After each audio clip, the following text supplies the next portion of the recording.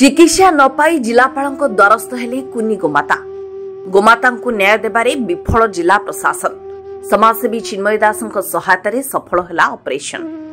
Angul जिलार बनपाल block नुआहता गाँव तरुण कुमार सामलकर 4 दिन पूर्व एक बाछुरी जन्म होता। तेज दुखर विषय बाछुरीर मलद्वार खोली नथिला।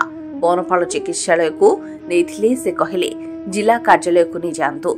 जिला पशु कार्यालय तथा चिकित्सालय को जाइथिले डाक्तर माने विभिन्न दाबी नहीं आंदोलन करुथिबारु निराश होई शेषरे जिलापाल कार्यालय को आशा भरोसा नहीं आसीथिले। जिला कार्यालय रे जिलापाल नथिले और उपजिलापाल को देखा करी निराश सेवा परे समाजसेवी चिन्मय दास को जोगाजोग करथिले। किन्नर चिन्मय दास संगे संगे डाक्तर सह जोगाजोग करे डाक्तर सहमति रे मानव सेवाश्रम ठारे प्राय 2.5 घंटार ऑपरेशन परे बाछुरीटी नुआ जीवन पाइथिला। चिन्मय दास एपरी महत कार्य को जनसाधारण रे प्रशंसा करा जायछि। देखंतु आमर जो दैनंदिन जीवन भितर गोमाता गुरुत्वपूर्णता केते ता जणे साधारण मनीष निश्चित भाव में बुझीपर आवश्यक रही। तेणु जो बाछुरी छुआटीर तार मलद्वार संपूर्ण बंद था खोली नाला। तेणु से 4 दिन है जो छटपट होता पेट फुली जाता ये अवस्था देखी तार जो मालिक महोदय जी अत्यंत कांदुले माँ आ पुओ 2 जन एत व्यतिग्रस्त होते ये भल पाइबा मो मन में कौटि ना कौटि गोटे आंदोलित करता। तेणु जो देखिए से ए दुआर से दुआर से द्वार जिलापाल ऑफिस दाई बोलते तेणु मत से टाइम फोन करते सागे सागे पहुँचिकी बाछुरी छुआटा केमी बंचब मोर से गोटे जी अभियान आरंभ होगा। मुझे फोन करने द्वारा सी समस्त फोन करते कहीं रेस्पॉन्ड करते उपजिलापाल को जाते उपजिलापाल दुर्व्यवहार करते मुझे उपस्थित भी थी।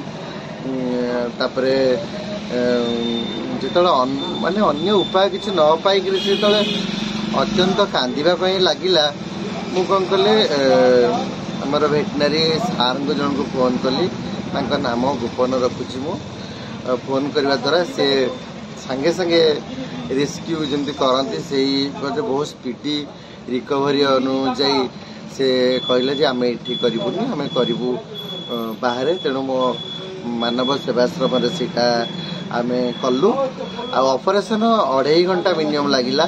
तार स्तर बाय स्तर काटा को पड़ा बहुत तकलीफ रे से जहाँ बाछुरीटा भगवान को दयारू झाड़ा फेरी पारा जीवन बंची पारा। ये माने मु तो भावुची यहाँ बोध भी भगवान पठे आम गोटे गो सेवक गोटे गौड़ घर पिला जेहेतु मुझे बहुत आनंदित।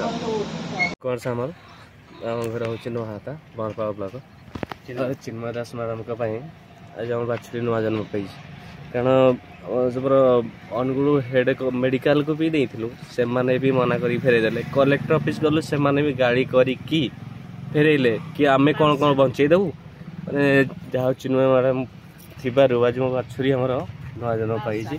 बहुत बहुत धन्यवाद आ भगवान आपको एमती सेवा करने ये दे था।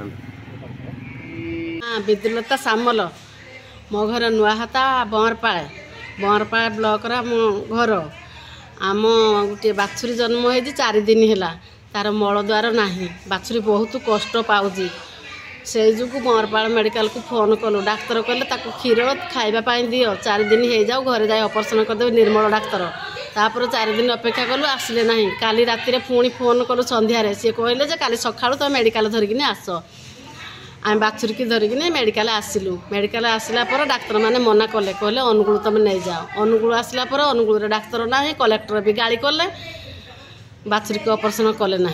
आम बहुत दुखरे अच्छु बाछुरी बहुत टेंशन अच्छु किंतु चिन्मय दीदी की नमस्कार। चिन्मय दीदी आमको साहाय्य कर आम बाछुरी की नहीं ऑपरेशन कर 2 घंटा लगलानी किंतु बाछुरी केमती हम से भगवान को। अनुगुल सुधाकर साहू को रिपोर्ट प्रयाग खबर।